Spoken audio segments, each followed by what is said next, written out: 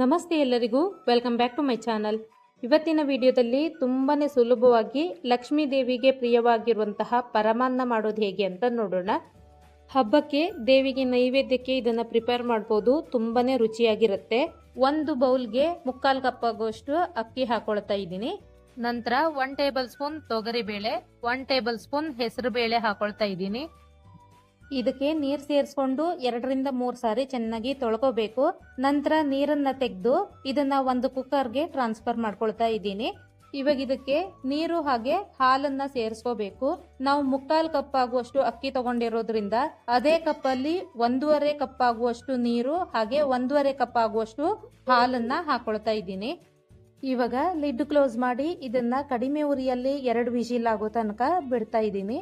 ಅನ್ನ ರೆಡಿ ಆಗೋದ್ರೊಳಗಡೆ ನಾವು ಬೆಲ್ಲ ಕರಗಿಸಿ ರೆಡಿ ಇಟ್ಕೋಬೇಕು. ಹಾಗಾಗಿ ಒಂದು ಪ್ಯಾನ್ಗೆ 1 ಕಪ್ ಆಗುವಷ್ಟು ಬೆಲ್ಲ ಹಾಕೊಂಡಿದ್ದೀನಿ. ಇದಕ್ಕೆ ಅರ್ಧ ಕಪ್ ನೀರು ಸೇರಿಸ್ಕೊಂಡು ಚೆನ್ನಾಗಿ ಕುದಿಸ್ಕೋಬೇಕು. ಬೆಲ್ಲ ಎಲ್ಲ ಕಂಪ್ಲೀಟ್ ಆಗಿ ಕರಗಬೇಕು. ನಮಗೆ ಬೆಲ್ಲ ಪಾಕ ಮಾಡ್ಕೊಳ್ಳೋ ಅವಶ್ಯಕತೆ ಇಲ್ಲ, ಜಸ್ಟ್ ಬೆಲ್ಲ ಚೆನ್ನಾಗಿ ಕರಗಿದ್ರೆ ಸಾಕು. ನೋಡಿ, ಈ ರೀತಿ ಕುದಿ ಬರ್ತಾ ಇದ್ದ ಹಾಗೆ ನಾನು ಗ್ಯಾಸ್ ಆಫ್ ಮಾಡಿ ಬೆಲ್ಲನ ತಣ್ಣಗಾಗೋದಕ್ಕೆ ಬಿಟ್ಟಿದ್ದೀನಿ. ಈ ಕಡೆ ಅನ್ನ ಕೂಡ ರೆಡಿಯಾಗಿದೆ. ಇದನ್ನ ನಾನು ಸ್ವಲ್ಪ ಸ್ಮ್ಯಾಶ್ ಮಾಡ್ಕೊಳ್ತಾ ಇದ್ದೀನಿ. ನಾವು ಹೆಸರು ಬೇಳೆ ಹಾಗೆ ಕಡಲೆಬೇಳೆ ಹಾಕಿರೋದ್ರಿಂದ ಇದರ ಟೇಸ್ಟ್ ತುಂಬಾನೇ ಚೆನ್ನಾಗಿ ಬರುತ್ತೆ. ನೋಡಿ, ಈ ರೀತಿ ಸ್ಮ್ಯಾಶ್ ಮಾಡ್ಕೊಂಡು ಕರಗಿಸಿಟ್ಟಿರುವ ಬೆಲ್ಲನ ಇದಕ್ಕೆ ಸೋಸ್ಕೊಳ್ತಾ ಇದ್ದೀನಿ. ಇದನ್ನ ಒಂದ್ಸರಿ ಚೆನ್ನಾಗಿ ಮಿಕ್ಸ್ ಮಾಡ್ಕೋಬೇಕು.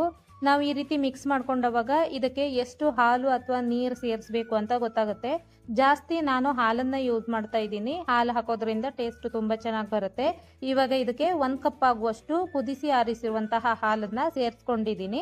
ಮತ್ತೆ ಮಿಕ್ಸ್ ಮಾಡ್ಕೊಳ್ತಾ ಇದ್ದೀನಿ. ಇದರಲ್ಲಿ ಗಂಟುಗಳೇನಾದ್ರೂ ಇದ್ರೆ ಈ ರೀತಿ ಕ್ಲೀನ್ ಆಗಿ ಮಿಕ್ಸ್ ಮಾಡ್ಕೊಂಡು ಗಂಟುಗಳನ್ನೆಲ್ಲ ಕ್ಲಿಯರ್ ಮಾಡ್ಕೋಬೇಕು. ನೋಡಿ, ಇವಾಗ ಕುದೀತಾ ಇದೆ. ಇದನ್ನ ಮತ್ತೆ ಒಂದ್ಸರಿ ಚೆನ್ನಾಗಿ ಮಿಕ್ಸ್ ಮಾಡ್ಕೊಳ್ತಾ ಇದ್ದೀನಿ. ನೋಡಿ, ಈ ರೀತಿ ಕನ್ಸಿಸ್ಟೆನ್ಸಿ ಇರಬೇಕು. ಜಾಸ್ತಿ ತಿಕ್ಕಾಗಿರಬಾರ್ದು ಹಾಗೆ ಜಾಸ್ತಿ ತೆಳುವಾಗಿ ಕೂಡ ಇರಬಾರ್ದು. ಪರಮಾನ್ನ ಆಲ್ಮೋಸ್ಟ್ ರೆಡಿ ಆಗಿದೆ. ಇವಾಗ ಡ್ರೈ ಫ್ರೂಟ್ಸ್ ಅನ್ನ ತುಪ್ಪದಲ್ಲಿ ಫ್ರೈ ಮಾಡಿ ಹಾಕೋಬೇಕು. ಅದಕ್ಕಾಗಿ 2 ಟೇಬಲ್ ಸ್ಪೂನ್ ತುಪ್ಪ ಹಾಕೊಂಡಿದ್ದೀನಿ. ತುಪ್ಪ ಸ್ವಲ್ಪ ಬಿಸಿಯಾಗಿ ಕರಗಿದ ನಂತರ ಇದಕ್ಕೆ ಸ್ವಲ್ಪ ಗೋಡಂಬಿ ಪೀಸಸ್ ಹಾಗೆ ಒಣ ದ್ರಾಕ್ಷಿನ ಹಾಕೊಂಡು ಚೆನ್ನಾಗಿ ಫ್ರೈ ಮಾಡ್ಕೊಳ್ತಾ ಇದ್ದೀನಿ. ಡ್ರೈ ಫ್ರೂಟ್ಸ್ ಎಲ್ಲ ಚೆನ್ನಾಗಿ ಫ್ರೈ ಆದ ನಂತರ ಇದನ್ನ ಪರಮಾನ್ನಕ್ಕೆ ಸೇರಿಸ್ಕೊಂಡು ಲಾಸ್ಟ್ ಅಲ್ಲಿ ಅರ್ಧ ಟೇಬಲ್ ಸ್ಪೂನ್ ಆಗುವಷ್ಟು ಏಲಕ್ಕಿ ಪುಡಿನ ಸೇರಿಸ್ಕೊಂಡು ಮಿಕ್ಸ್ ಮಾಡ್ಕೊಳ್ತಾ ಇದ್ದೀನಿ.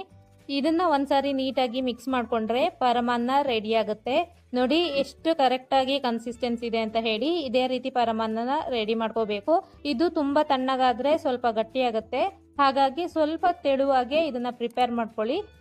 ಮಹಾಲಕ್ಷ್ಮಿಗೆ ಪ್ರಿಯವಾಗಿರುವಂತಹ ಪರಮಾನ್ನ ರೆಡಿ ಆಗಿದೆ. ಈ ವಿಡಿಯೋ ನಿಮಗೆ ಇಷ್ಟ ಆಗಿದ್ರೆ ವಿಡಿಯೋಗೆ ಒಂದು ಲೈಕ್ ಕೊಡಿ. ಜೊತೆಗೆ ನೀವು ನನ್ನ ಚಾನಲ್ನ ಫಸ್ಟ್ ಟೈಮ್ ವಿಸಿಟ್ ಮಾಡಿದ್ರೆ ತಪ್ಪದೇ ಸಬ್ಸ್ಕ್ರೈಬ್ ಮಾಡ್ಕೊಳ್ಳಿ. Thanks for watching.